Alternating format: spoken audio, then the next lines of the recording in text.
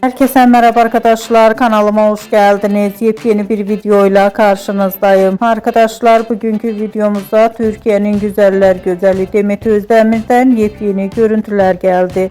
Ben de bu görüntüleri sizler için YouTube kanalımda video halinde sunuyorum arkadaşlar. Umarım beğenirsiniz.